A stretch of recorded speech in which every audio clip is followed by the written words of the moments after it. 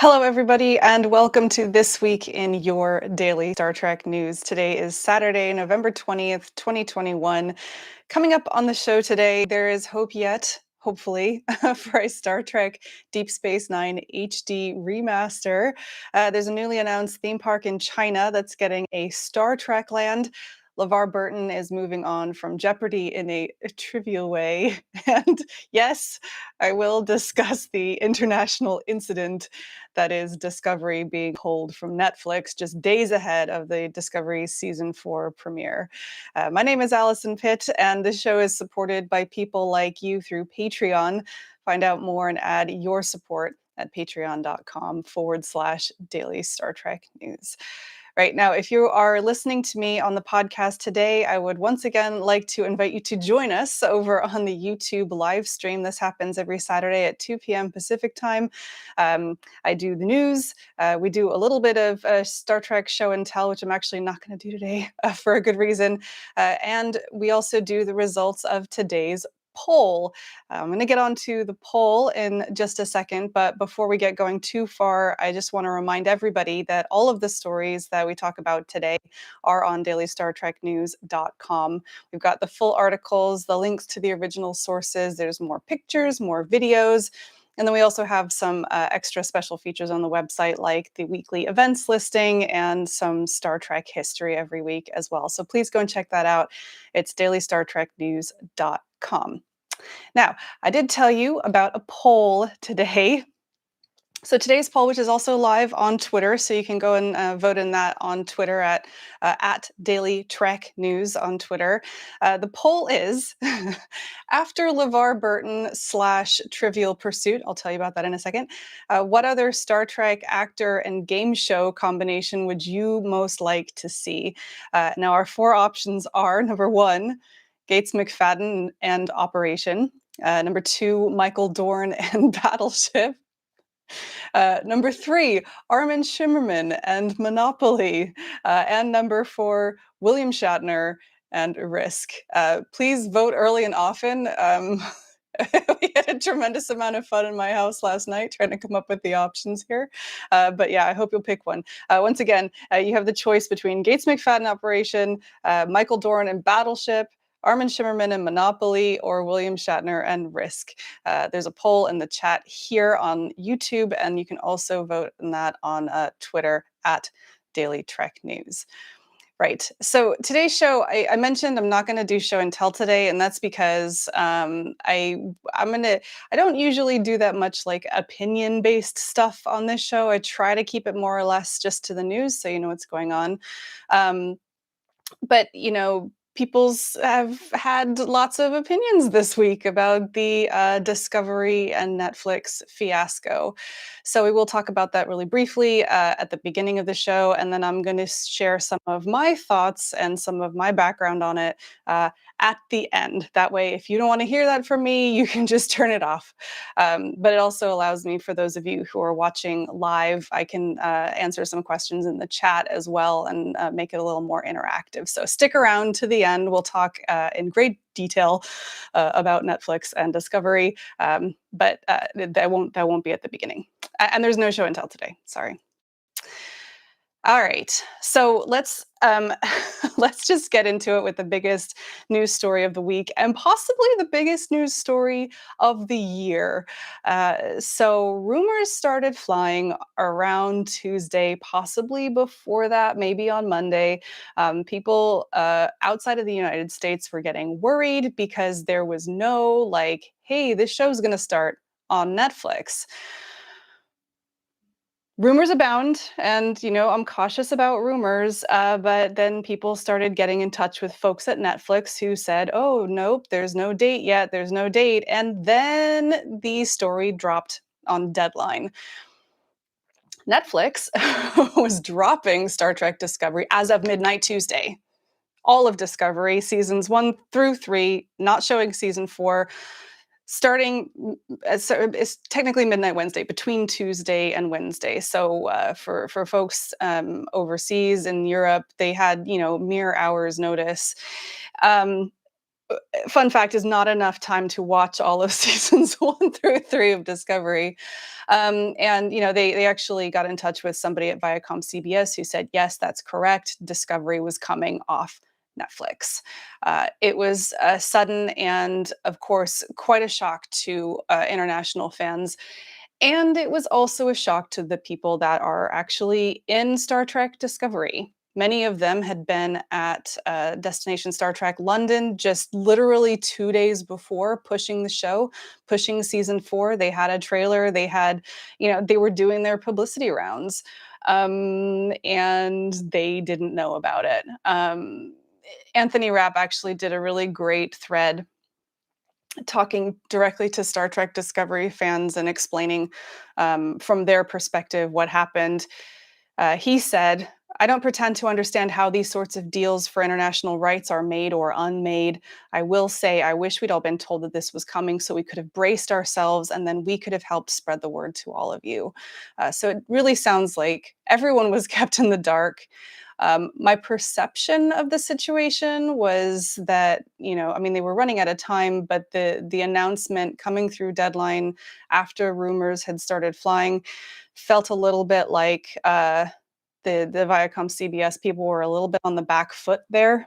But they did eventually put out a statement on Twitter. And here's what they said.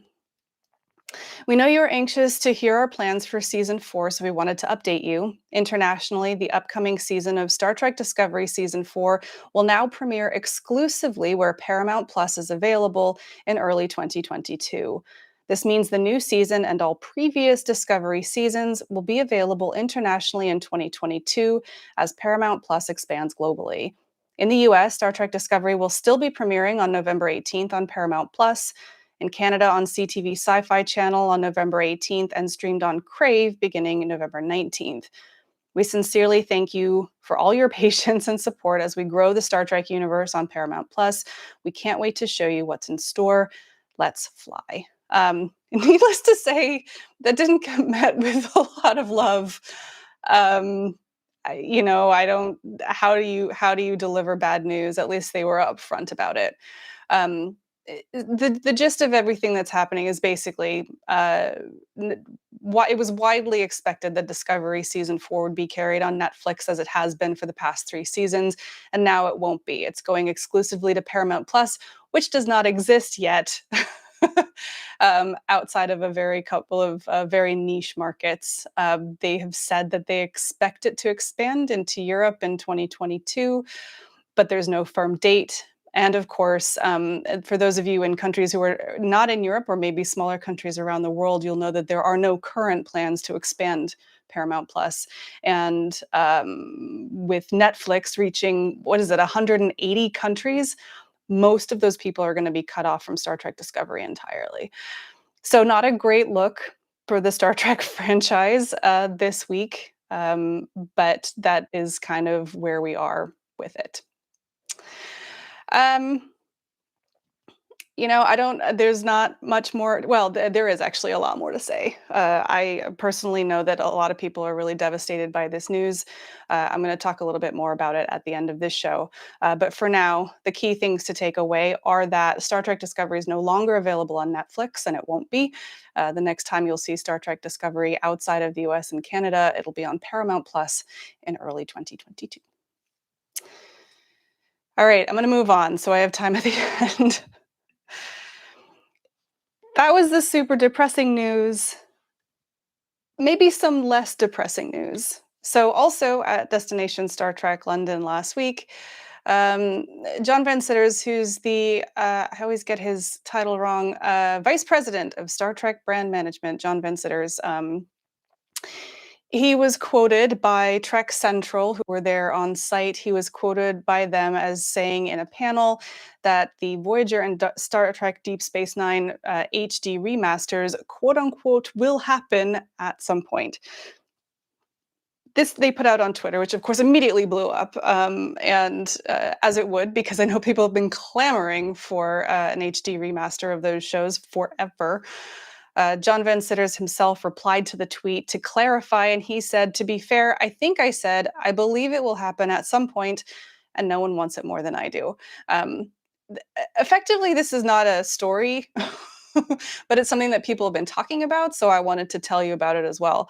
The idea of a DS9 and Voyager remaster is particularly problematic, and there's some technical reasons for that. It was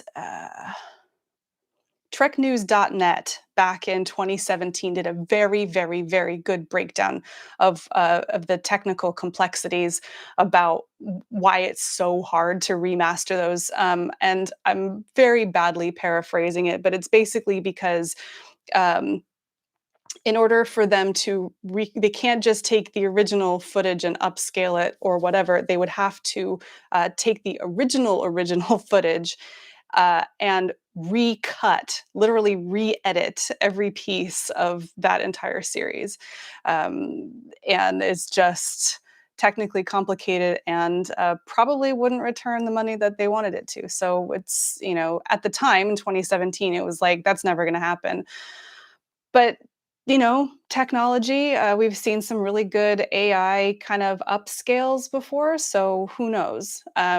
And this story that happened, this actually happened last weekend. It is true that John Van Citters said he believes it will happen at some point. That's not an indicator that it's happening. I just want to point that out. It's not an indicator that it's not, but we really won't know anything until we know something. Um, Still, keep the hope alive, I guess, for those of you Niners and Voyager fans out there who want to see that in better high definition. One thing that I will point out is, of course, they have done some of that work in the Deep Space Nine documentary, and they're going to do some of it again, I believe, in the Voyager documentary. So look out for those. Right, so I'm gonna change tack completely, and we're actually moving away from, like, actual Star Trek series news, and there was a new theme park that was announced this week in China that's going to have a Star Trek section, which is, I don't plan on traveling to China anytime soon. However, what I'm hoping is that all these places do super, super well, and then we can get a Star Trek theme park back in the United States. And yeah, that's what I want. The long story short, here, they have done this type of thing before, kind of. There was one that was meant to open in. Forgive me, I can't remember where there was one that was gonna open before that actually got closed. I can't remember where it was. It was due to be something very similar. It was a Paramount Park that was going to have a Star Trek area, and it kind of never made it to construction. So whether this one will, it's hard to say. This announcement was made. Well, Variety reported that the announcement was made by the Chinese government. So presumably there's funding behind it. This new resort, which is going to be called. Yay, I'm prepared today. Sorry, everyone. Um, the new resort in Kunming, China will cost 8 billion and encompass more than 640 acres. It's going to become China's third largest themed resort behind Universal Beijing and Disneyland Shanghai. Construction is expected to be completed in June of 2024, but we don't know a projected future date, and we don't actually know what that'll look like. They didn't come attached with any pictures or anything. There was the description that we got was that the Star Trek themed area is going to be called Final Frontier. Um, and all we've got is some artist renditions of previous proposed Star Trek lands. But we'll keep an eye on it. 2024 is surprisingly close, and it just keeps getting closer. So I will let you know more about that when I do. And our final story today, because it was kind of a quiet week, except for, the Netflix and Discovery thing. LeVar Burton has totally moved on, which is wonderful. So I spent weeks and weeks and weeks telling you about the search for the new host for Jeopardy and why it should be LeVar Burton and how there was the petition. I mean, this is going back till what, November of last year? Um, He even did his trial week, and it was met with quite a lot of outrage when he was not offered the position. Then, of course, the guy who it was offered to ended up stepping down amid scandal, and now, whatever. LeVar Burton is not doing Jeopardy. And he would like you to know that he's not doing Jeopardy if you read his Twitter feed. I won't repeat. But it was announced this week via Variety again that LeVar Burton is in development for a new television game show based off of Hasbro's Trivial Pursuit. So he's moving from one game show to potentially a different, more exciting one. So he's very excited about that. Tara Long, who's the president of Global Unscripted Television for E1, they're the production company that are developing it. She said of LeVar Burton, his love for intellectual curiosity paired with his ability to connect with audiences worldwide make him the perfect partner to bring Hasbro's beloved trivia game to households in a new and exciting way. So, like I said, that is being developed by E1. There's not currently a network attached to it, but they've got to be just wrangling over a price, right? How do you? I would be speechless if that didn't get picked up because it's LeVar Burton. He's got a built-in audience and people trust him and love him. So all the best to LeVar Burton. That's very exciting news. And of course, that's the topic of our poll this week. If you haven't voted in the poll yet, please do. It's in the chat here as we're talking. It's also over on Twitter. So we know that LeVar Burton is doing Trivial Pursuit. I want to know what other Star Trek actors and board game combinations we think might have some legs. Please tell me. All right. So right. So that's the news. It was a relatively quiet-ish week. And like I said, we're not doing show and tell. I do want to take a quick break to remind you that this show and all the stuff around it, the website and everything, is supported by folks like you through Patreon. You can support us from just $1 a month or for an entire year for just about $10. You can find out more about that at patreon.com/Daily Star Trek News. I would really appreciate that if you would check that out. So, yeah, I mean, you could argue that like everything behind me is show and tell, but no, I'm not doing show and tell this week. And that is because I would like to talk in some depth about the Netflix Discovery thing. So, for those of you who are listening to the podcast, it might get a bit strange because I'm going to flip over and I'm actually going to try and pay attention to folks in the chat. If you guys want to ask me questions or whatever, please do. I'll try and keep up with it. I do have super chat enabled. So if you want to harass me, for instance, please make sure you just do that through super chat. So afterwards I can go and like get a boba and cry myself to sleep or something. But because I know this is about to dive into a little bit of a controversial topic. Okay. So we know what happened. Star Trek Discovery got pulled with very little fanfare. And I mean, really, what happened this week was pretty much the most traumatic possible way that it could have happened for international fans. I mean, the fact that they had the entire cast out in London promoting the show, and then 2 days later it was sort of unceremoniously pulled from that platform is just heartbreaking if you're a fan of that show. Um, Spoiler alert for the upcoming discussion. I actually think that Viacom CBS did the right thing here. Um, Albeit in the most painful, awful way for a lot of people. I think they did hurt a lot of people. And I also think that both of those things can exist at the same time. So, spoiler alert. I also want to give a little bit of a disclaimer and say that if you watch this show at all, if you've been reading the website for the couple of years that I've done this, you'll know that I'm a huge, huge fan of the Viacom CBS business model. I am a huge fan of the way Star Trek does their business. Um, I'm not paid by CBS or anything like that, but I am approaching this from somebody who's a fan of that business model. I'm also not a huge fan of Discovery, so I'm looking at it from a pretty emotionally neutral point of view. I also live in the United States, so if I want to watch Discovery, I can do it. It is also important to say that I did live in the UK for a long time, and I have been on the receiving end of these kind of wars. Uh, I was heartbroken when I was halfway through watching Voyager and I got unceremoniously pulled from Netflix a few years back. I've also had to deal with other shows that I've liked being moved from one service to another and losing access. So I'm not unsympathetic, but I just wanted to kind of explain, where I'm coming from on the whole thing.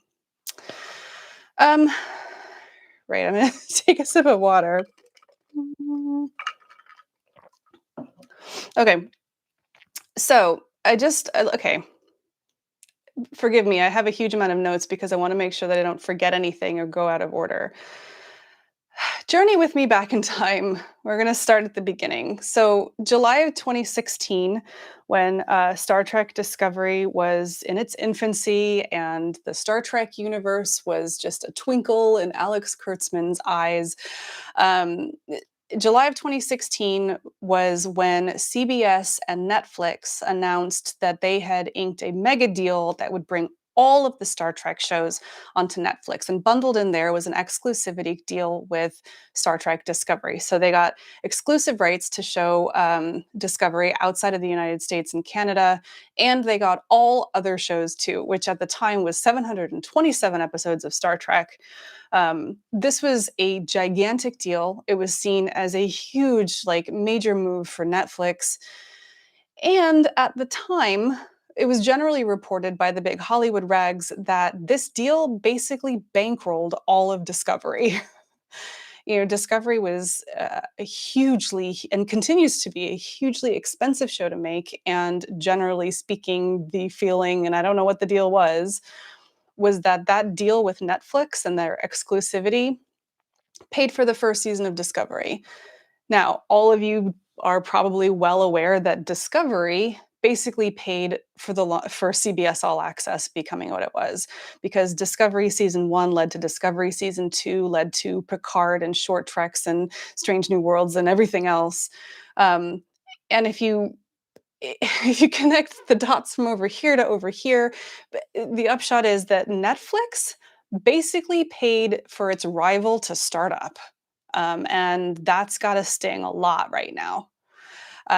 But we're not there yet. We're still in July of 2016. So at the time, Discovery wasn't a thing. It was expected to start in January of 2017. It was all exciting because it's going to be 1701. It was, "Whoa," and then, of course, that didn't happen.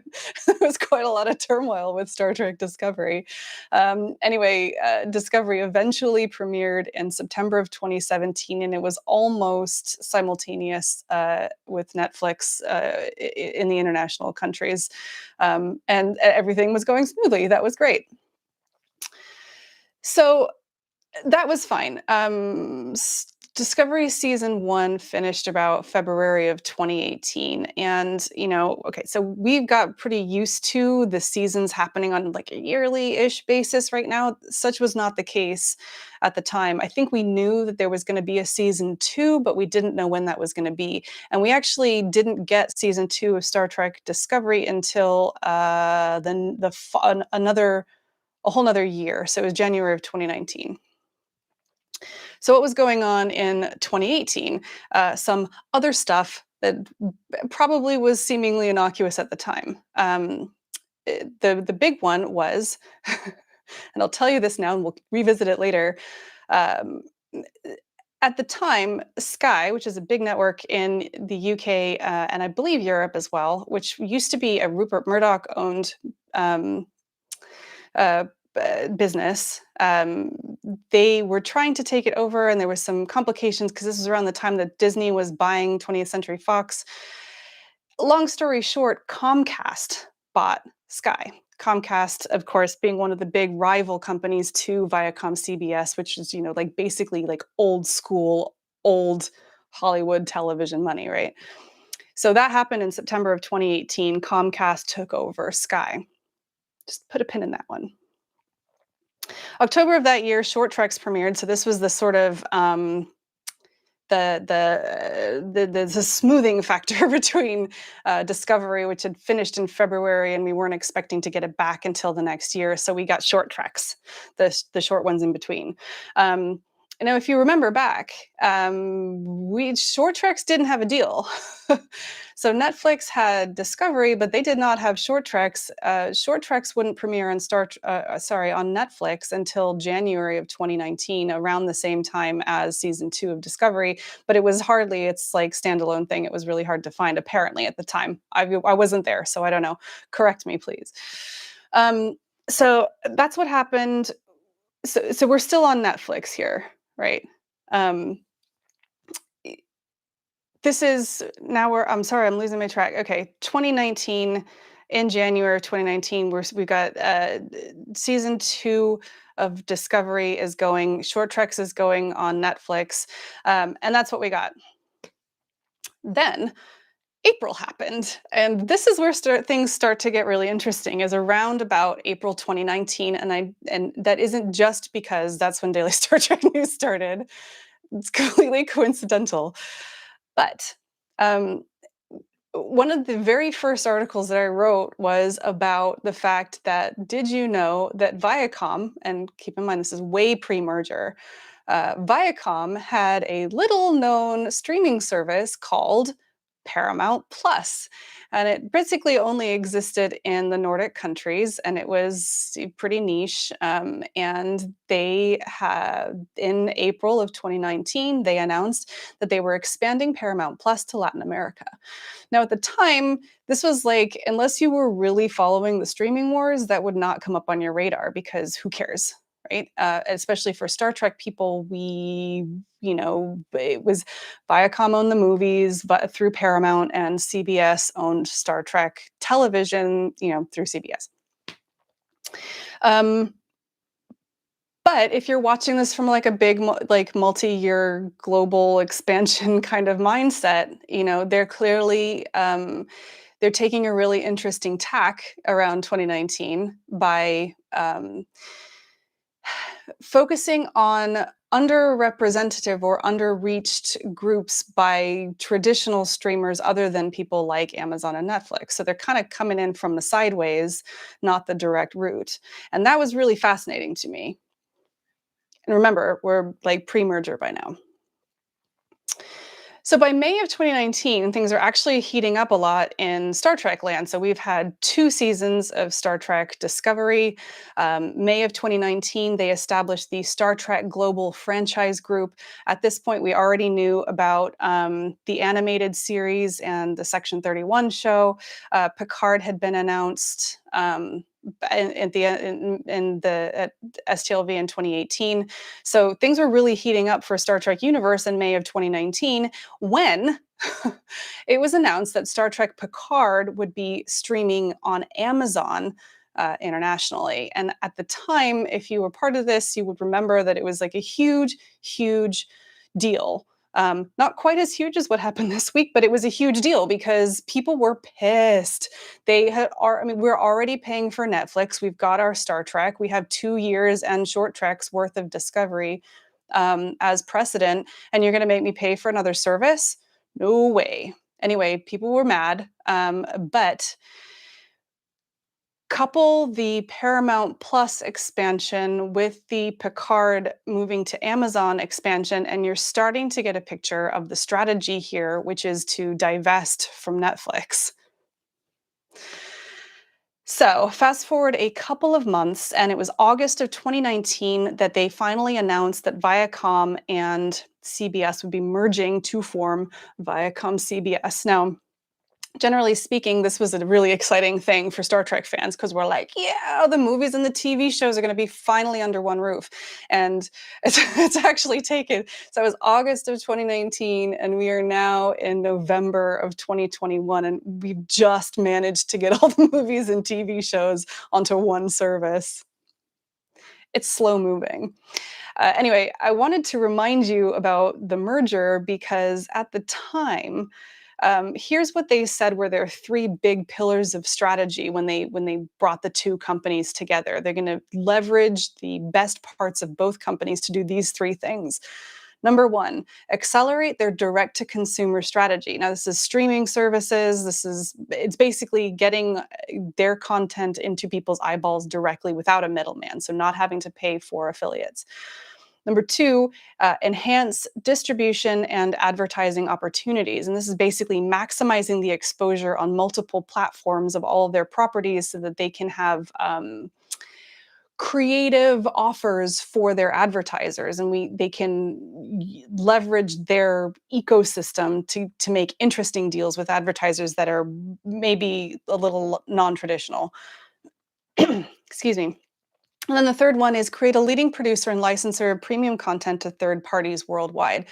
And in short, this basically means that CBS was producing content and they're selling it to other people. So there was that no, it's not Kid President. That's a different thing. There was a President show on Disney Plus that they sold. Um, Before the merger, this was Prodigy. They were creating a show using CBS animation. They were selling it to Nickelodeon. Of course, that's come back now, but that's beside the point.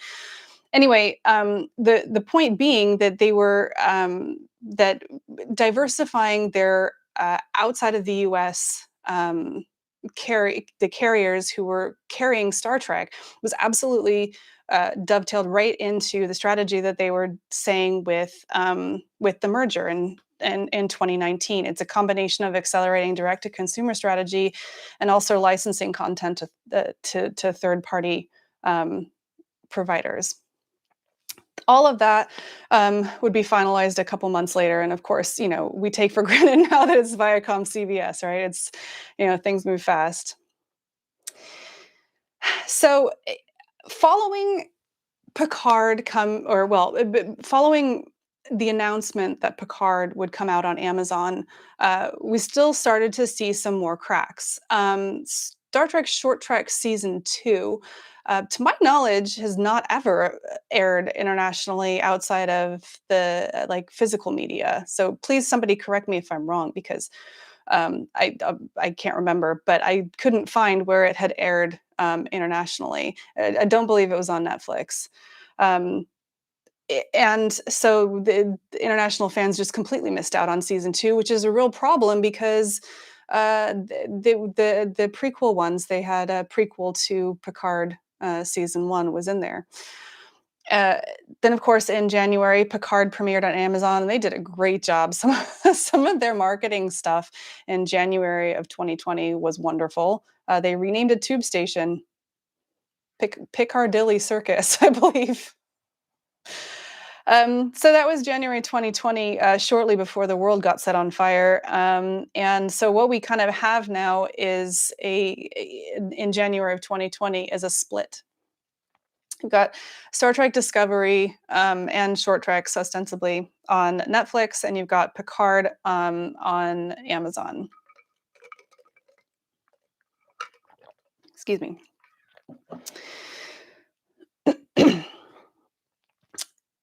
So, I don't know if you guys are aware, but not a lot happened in business between January and September of 2020, mostly because we were all under threat from a deadly pandemic, and we still are. So go get vaccinated and wear a mask. But in September of 2020 was when Viacom CBS announced that CBS All Access would be rebranded as Paramount Plus. Now, I will admit to being surprised by the name. I'm surprised that they stuck with Paramount Plus. However, it doesn't surprise me at all that that's where they were going. I mean, this is what they were gearing up for in April of 2019. Was establish in smaller markets and then eventually conglomerate everything into one big multinational streaming service. So that was September of 2020. October of 2020, Discovery Season 3 aired, and it aired on Netflix as well. Did I miss the premiere of Lower Decks? Yes, I missed the premiere of Lower Decks. My apologies, because that happened in August of 2020 with no international anything. And at the time, they they attributed that to the change in schedule. So during the pandemic, Discovery had finished filming season 3, but they had not done post production, um, and so that it took longer to do. Lower Decks was slated to appear. I think it was going to be Discovery and then Lower Decks, but because of dealing with the production logistics around COVID-19, Lower Decks went first. Lower Decks went in August, and the line at the time was that basically all those deals that happen that allow it to be broadcast internationally, like, weren't ready yet. Mike McMahon basically said that in an interview. So Discovery season 3 came out, and finally in December 2020, they announced that Lower Decks was going to be available again on Amazon. So no new deals for Netflix are happening right now. It's all sort of happening towards Amazon. And coincidentally with this, in December of 2020, Viacom CBS inked a major deal with Amazon Web Services that would see them provide infrastructure for streaming services globally. This is a really, really big deal because it was at the time, it sort of signaled the intent that Viacom CBS was taking it super, super seriously, their expansion across the globe. And signing on with a third party like Amazon Web Services is a really good way to do that because it allows them to sort of leverage their existing experience and accelerate into those markets. I want to say a disclaimer. I don't know whether Amazon Web Services has anything to do with Amazon Prime Video. Probably not, but they do both say Amazon, is all I'm saying. So just to really quick recap the end of 2020, what was going on there. We had Discovery season 3 was happening on Paramount Plus and Netflix. Lower Decks was going over to Amazon finally, and there was that big deal with Amazon Web Services for international infrastructure distribution. Right. I need a drink of water. Hang on. Sorry. Okay.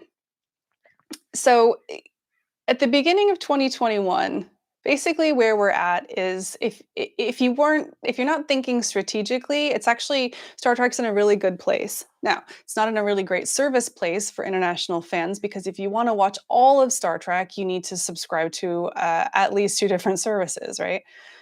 But from a business perspective, it's really strong. And Viacom CBS, remember, one of their big pillars when they said that when they merged the 2 companies together was accelerating their direct-to-consumer strategy. I don't think anybody blames them or is surprised by the fact that they're probably one of their biggest priorities right now is getting Paramount Plus rolled out as quickly as possible in as many places as possible. But what they had to support that was licensing deals with both Amazon and Netflix, and which is great from a business perspective because they can play off one another. And it was all sort of big and stable and hunky dory. So then they decided to kick it up a notch, um, and they launched Paramount Plus. That happened in March of 2021. Believe it or not, that was this year. Believe it or not. Um, Paramount Plus, 2021, right.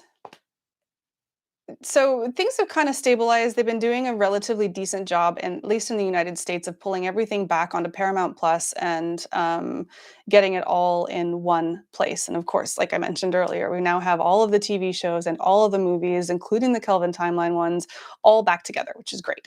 This is what fans had been begging for literally years, if not decades. Yay! Right? Not so, because doing that kind of thing globally takes a lot of money. So in July of 2021, July of this year, there were rumors flying around Hollywood that I think were pretty much ultimately unfounded, but probably came from a good place, that Comcast, who run the even smaller streaming service Peacock, and Viacom CBS, who of course run Paramount Plus, there were rumors that they were going to try and team up and have kind of a marriage of convenience, as it were, in an attempt to start chipping away at the market share of the really really big guys: Amazon Prime Video, Netflix, Disney Plus. Um, those rumors were ultimately unfounded. I mean, they didn't like do a merger or anything, although who knows what will happen in the future. But it's significant to mention because if you remember back to 2018 when Comcast purchased Sky, it was only a month later that a big deal between Viacom CBS and Sky was announced in Europe to bring Paramount Plus to those regions via the Sky platform. And so it was a huge, huge deal. Um, you'd be forgiven for thinking to yourself at this point, well, hang on. What does Netflix think about all of this? They weren't happy because a month after that, three really big Star Trek series got dumped off Netflix. And I shouldn't say dumped off Netflix because we don't know what that deal looked like. I don't know whether that was Netflix saying we're not having these anymore. I don't know whether that was Viacom CBS saying we're going to start pulling these back. We don't know. We don't know what those deals were. But Voyager, Enterprise, and the original series, which is a big one, left Netflix internationally as of September of 2021. So now, coming out of September, we have a very, very different look of what's happening in the streaming services internationally. So Comcast and Viacom CBS, kind of by proxy, two of the just really biggest entertainment companies in the United States, they have teamed up to basically cut Netflix out of the deal. And remember that Netflix is kind of like a little snotty upstart by comparison to both of these guys. And don't forget that Netflix basically created Paramount Plus. I mean, Netflix bankrolled Star Trek Discovery, which is pretty much responsible for the entire success of CBS All Access and by extension Paramount Plus.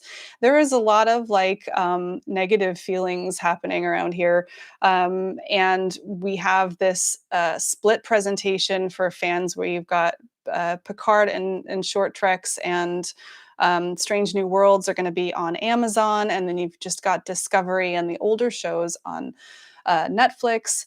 Um, it was never going to be sustainable. And then, of course, the other shoe dropped. And just this week, they announced that Discovery would not be airing on Netflix. I think in hindsight, Discovery leaving Netflix was a foregone conclusion. I think the question was going to be when. And Paramount Plus is about to launch on Sky. It's not there yet. It's going to happen soon. We've said early 2022. It's a really awkward situation because there's no way Netflix is going to honor exclusivity. They're not going to allow Paramount Plus to have Discovery when they have an exclusive agreement. What are you going to do? Start Discovery now, and then what are you going to do? Delay the launch of Paramount Plus? You're going to launch it without Discovery? There was no good solution here, and ultimately, it was going to happen. It was just a matter of when, and the fans get caught in the middle because, you know we're talking about like chess on an international gigantic corporation level, and the fans like us are just sort of on the bottom of that. I don't know. I would hasten to point out that I think all the vitriol against Viacom CBS is not entirely justified. I mean, they did hurt people, so whatever. But please keep in mind that Netflix has a tremendous amount of motivation to make this whole move as painful as possible for both Sky and Viacom CBS. Like I said, they spent a lot of money basically bankrolling their competition, who have now cut them out of the deal. So just keep that in mind when you're searching for a place to direct your anger. Just keep that in mind. And like I said, we don't know the details of any of these deals, and we probably never will. So what about everybody who got left behind? I don't know. The hard truth of the whole thing is that somebody at some point, at some level, somewhere, decided that those markets, that it was fine to make this move. It didn't really matter if you got pissed off. Somebody made that decision, or a group of people made that decision. And honestly, until Star Trek becomes a completely independent production company for itself, that's a charitable organization, that's always going to be true, and somebody's always going to get hurt. Um, I'm genuinely sorry for people who are just traumatized by the entire event, and I just hope that everybody's able to kind of move on from it and, I don't know, get better. We'll see. Anyway, that is my gigantic, huge rant. I'm sorry, I actually haven't been looking at the chat because I was kind of in my own head with trying to keep up with all of the news and what had happened when and all that other stuff. It's a really, somebody's going to write a book about this in years' time. It's really, really fascinating how, from the point of view of somebody who's a consumer of this media, it can be a life. The fandom has grown up around Star Trek, and our friends and our social structure and our businesses at some point are built around, you know, this thing that this other company created. And then ultimately they're using it as a chess piece. Um, to build this gigantic empire. Um, yeah, I'm gonna just take a break for a second. Thank you all for sticking around and listening. Um, I have limited ability to scroll back, so if you guys have comments or questions, or if you just want to tell me I'm super super wrong, please do that in the chat now while I try to kind of scroll back. Um, I can see a few familiar faces in the chat. While you guys are asking questions or thinking of things to say, I do want to mention. So Anne is in the chat today. Hi, Anne. Anne and I earlier today actually had a really really great discussion over Zoom about how Star Trek treats disabled people, and particularly her experience as a blind fan. And I'm going to edit that up over the next week or so and put that out for you guys to listen to. It was really, really interesting, I thought, discussion on how Star Trek treats people who are differently abled. So, yeah, look out for that. Um, okay.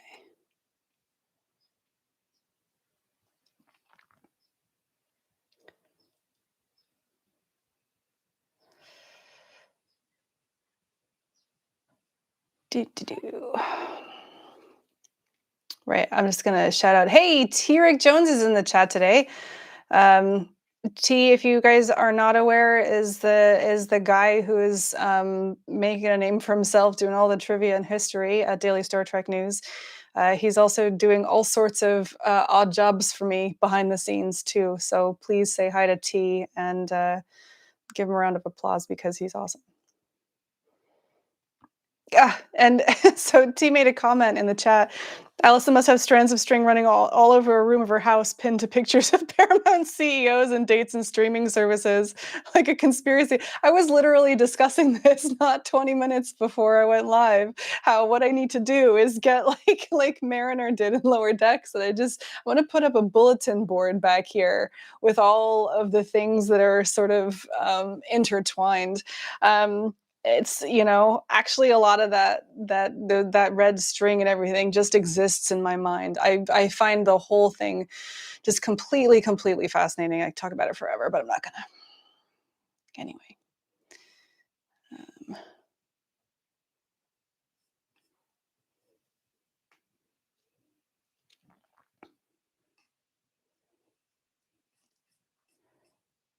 right. Okay, Right, guys, I'm really, really tired. So I think what I'm going to do is I'm going to cut it off here. I would love to hear what you think, if you think I'm wrong or if you think I'm right or whatever. We can keep the conversation going down in the comments, or just drop me an email. That works too. Just to remind you all, before I get into the poll, if you hadn't heard through the newsletter, this week we're taking off because we get tired because there's a lot of Star Trek news. So we're taking this whole week off in observance of the Thanksgiving holiday. So you won't hear the blog won't be going or anything like that. I am not doing a live show next weekend, so I won't be back here until, oh God, the 4th. The 4th of December, I'll be back here doing the live stream, and but we will start the articles back up on the website, and the newsletter will start back up on the 29th or the whatever the Monday is, whether that's the 28th or the 29th, I can't remember. So I hope you guys all have a really great Thanksgiving holiday, and sorry, but we won't be here next week. Right. So what are we doing with the poll? I'm going to give you guys just 1 or 2 more minutes to get your votes in if you haven't already on the poll. Once again, it's the what other Star Trek actor and board game combination would you like to see turned into a TV show? And your choices are Gates McFadden and Operation, Michael Dorn and Battleship, Armin Shimmerman and Monopoly, and William Shatner and Risk. Okay, so go vote. I'm going to check in on what's happening on the Twitter, the old Twitter. Okay. So this one's open for a little while longer, 7 hours left. So if you want to go vote over there, if you think we're wrong over here, you can do that too. So currently in the lead with 48.8% of the vote is Armin Shimmerman and Monopoly. Christoph points out that I misspelled Dabo as Monopoly. In second place with 31.7% of the vote is Michael Dorn and Battleship. Gates McFadden and Operation comes in third place at 12.2%, and William Shatner and Risk is a paltry 7.3%. All right, I'm ending the poll.